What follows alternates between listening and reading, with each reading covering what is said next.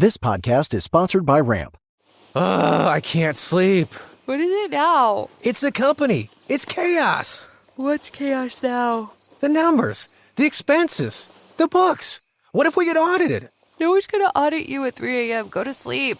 I can't sleep. You could if you used Ramp. Who said that? I don't care because they're right. Go to sleep and sign up for Ramp in the morning, Jerry. Ramp is the corporate card that handles all your tedious financial operations automatically, integrates directly with your ERP, and gives you complete control over every transaction. Ramp gives you everything you need for bulletproof books and a better night's sleep. Wow, that is exactly what my company needs. Yes, and exactly what I also need. Go to sleep, Jerry. Upgrade to Ramp for free today and get $250 at Ramp.com. That's Ramp.com. RAMP.com. Cards issued by Sutton Bank, members FDIC. Terms and conditions apply. This is an ad by BetterHelp. BetterHelp recently surveyed over 16,000 people and found that while 75% of people believe it's wise to seek support, only 27% of Americans are in therapy, and people stay silent to avoid being judged. BetterHelp has over 10 years of experience matching you with the right therapist, because we're all better with help. Visit BetterHelp.com/StopTheStigma for their first ever State of Stigma report, the latest in mental health research. Welcome to this edition of the Awakening Women podcast. In this episode, we're talking about requesting and asking for change. And this is a big part of the work I do with women and have done with women over the past 6 years.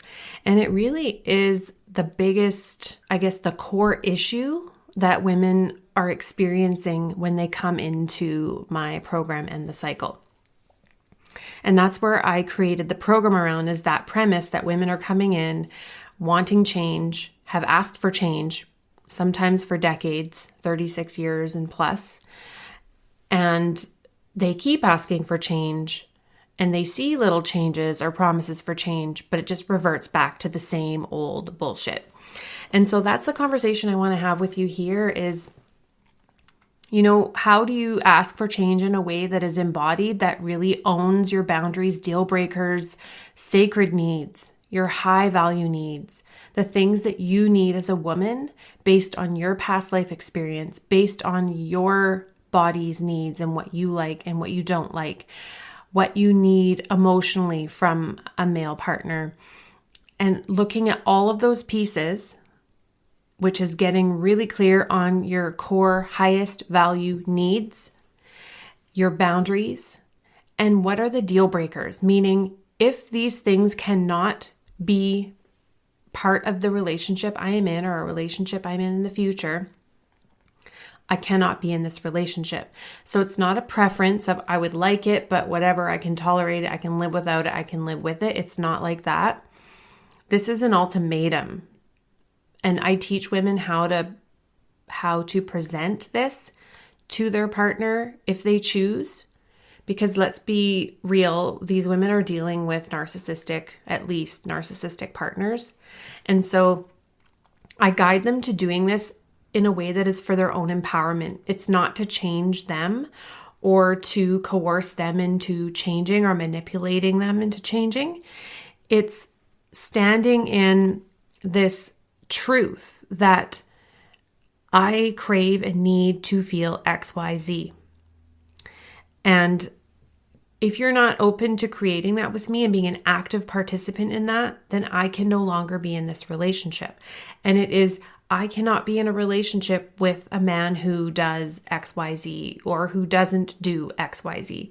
And it's owning that.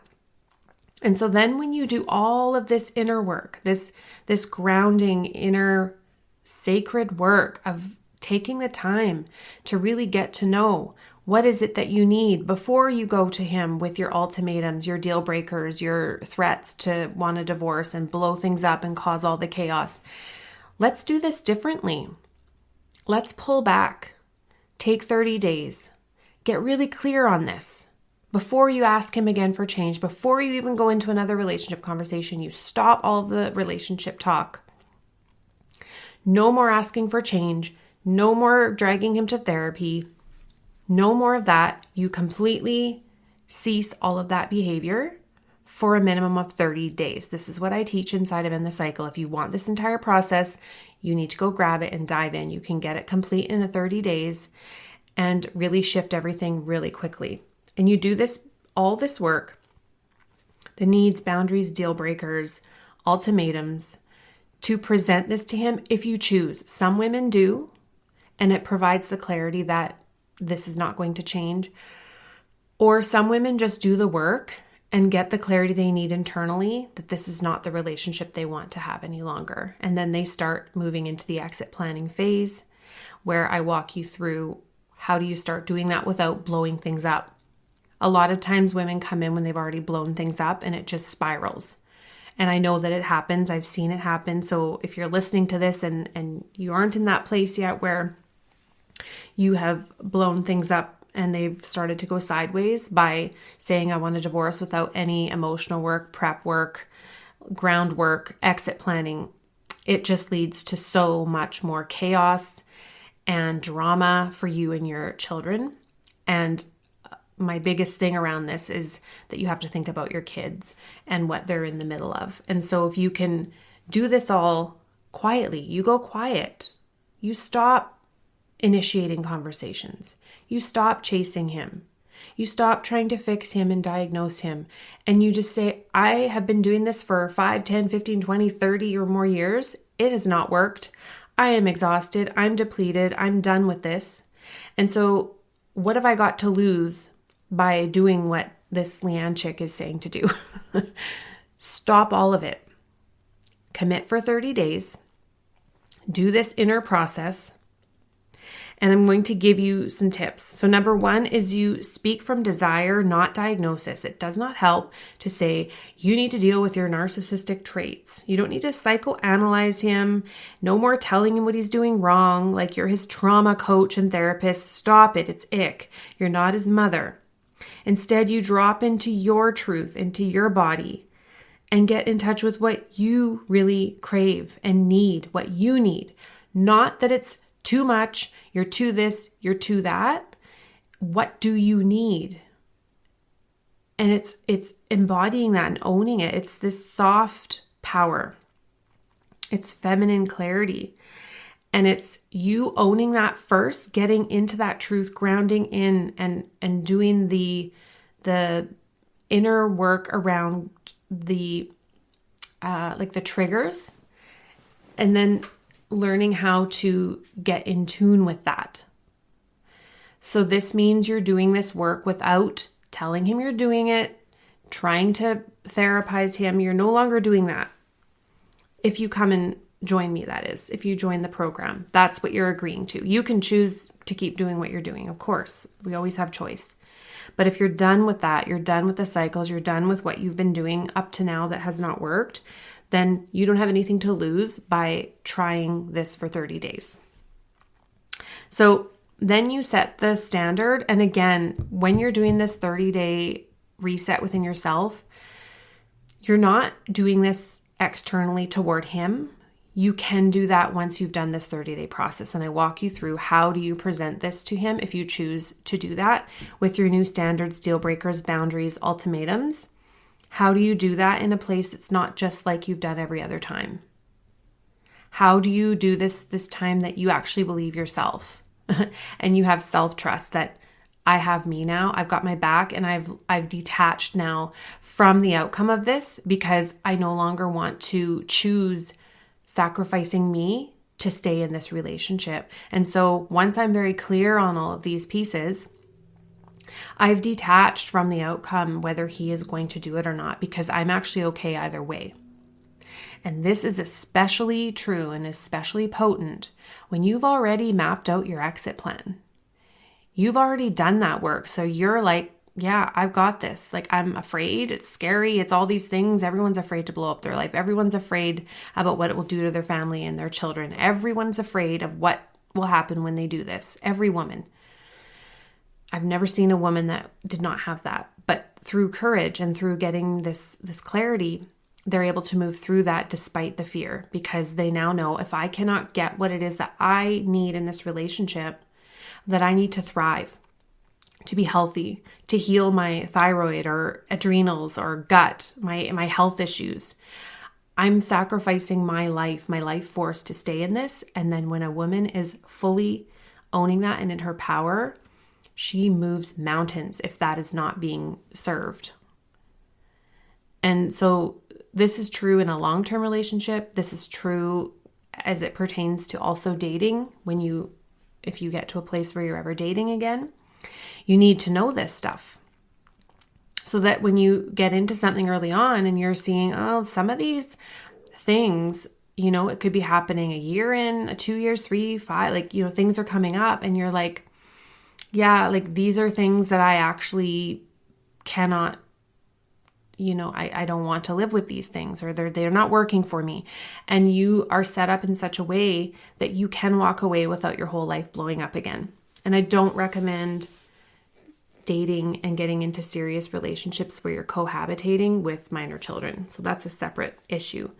All right, so you're going to set the standard and step back. So you're going to set your new standards internally. Okay. And then after you've made these things clear within yourself, you have to resist the urge to over-explain, follow him, coach him, how to change. That's where our emotional labor sneaks in. We can ask for change, but then they have to be the ones willing to do the groundwork. This is where women... This is an ad by BetterHelp. BetterHelp recently surveyed over 16,000 people and found that while 75% of people believe it's wise to seek support, only 27% of Americans are in therapy, and people stay silent to avoid being judged. BetterHelp has over 10 years of experience matching you with the right therapist, because we're all better with help. Visit BetterHelp.com/stopthestigma for their first ever State of Stigma report, the latest in mental health research.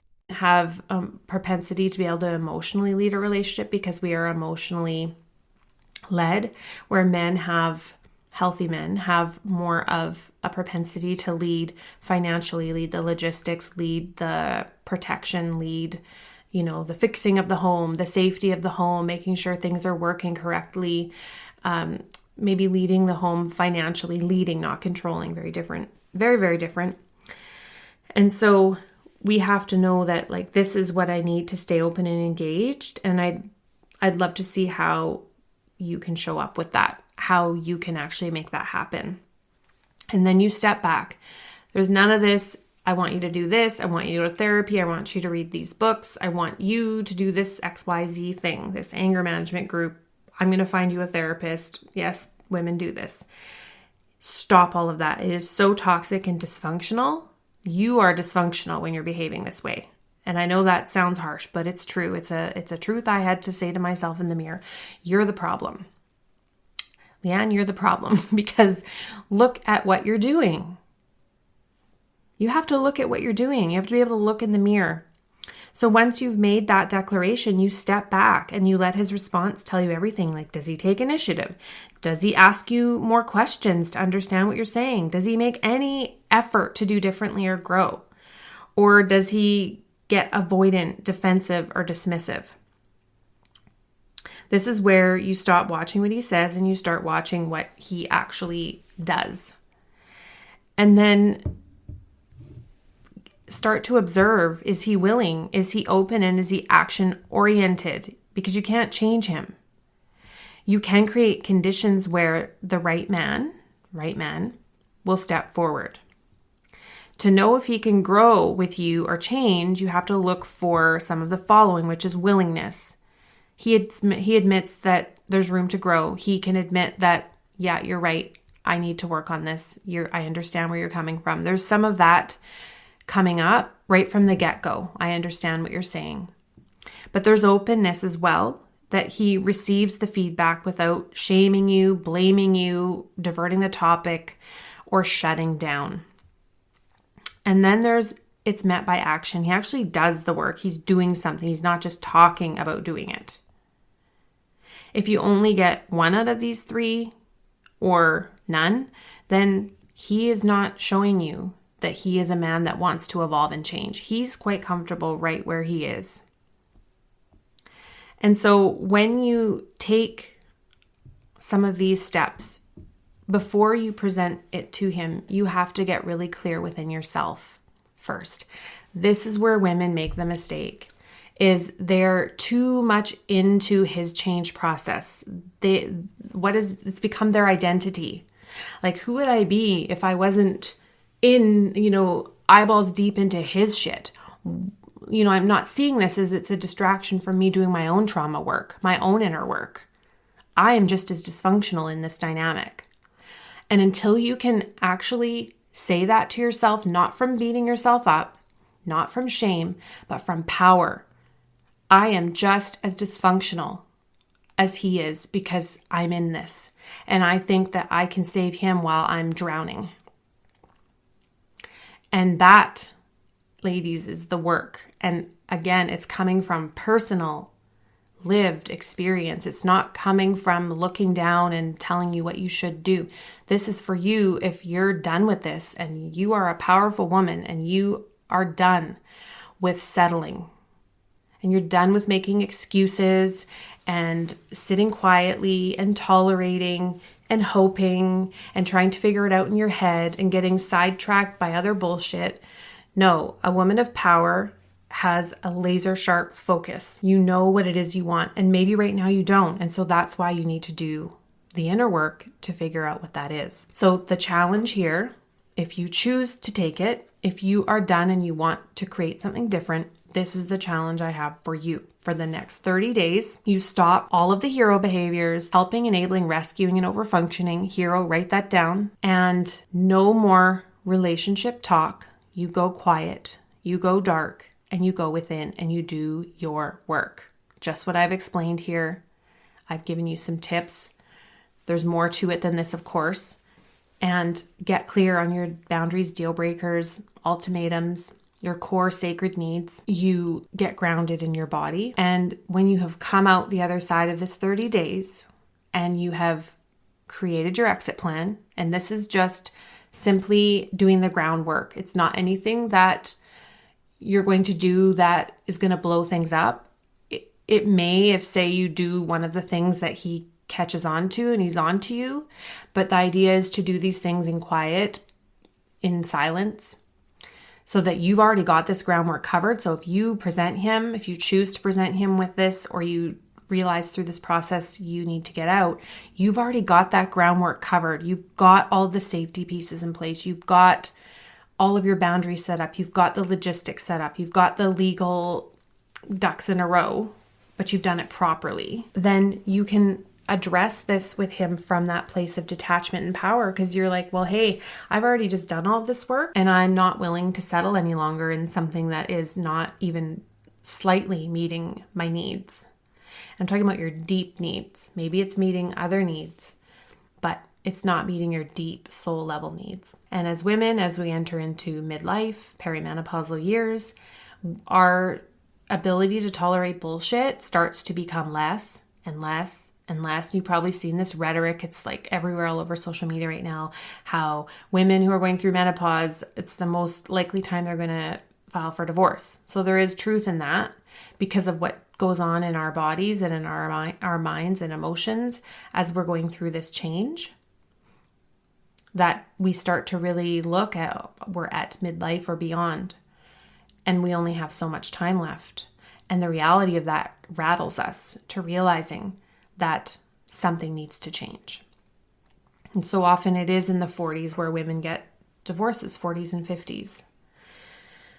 And so hopefully this inspires you, gives you some places to start. This is not your typical therapy. Let's just talk about it over and over and over. You've already done that. And if you're done with that and you don't want to keep talking about it, you want to actually figure this out in a way that's not just sitting and ruminating, but you actually have a plan of action, a map that's like 1, 2, 3, 4, go through these steps, adjust, do this, do that. And you're doing things differently, which then creates a different outcome. Having the security, having the confidence to know you've got a plan and you go at this from detachment, clarity, like having that clarity and conviction is key. And so many women get that clarity and then they slip right back into the cycle, waiting, stuck in fear, all of that. Get your plan together. If you want help with that, grab my End the Cycle program. It brings you through this whole process into planning your exit, having it ready. You don't need to have made a decision to start your exit plan. This is the most powerful way you can get out of fear and get out of feeling victimized and trapped, is to look at, there's a PDF in there with a whole bunch of things to do. And you can just decide, in the next 30 days, I'm going to do 2 of these things every day, or, you choose how you want. The point here is that when you start doing that, it creates a new pathway. It opens up new possibilities. It opens you up to new insights. When you make that call, you take that step, you talk to this person, you do this, you do that, you do the scary thing that you've been terrified to do and realize it's actually not as bad as you've been making it out to be in your mind. And you build that inner safety as you're working your way out of the relationship. Ground into your body. You go at this from the CEO role. Calm, clear. This will help you immensely as you leave out of the relationship when you get to that phase. All right. Hopefully this was helpful, and I'll chat with you in the next one. Bye for now.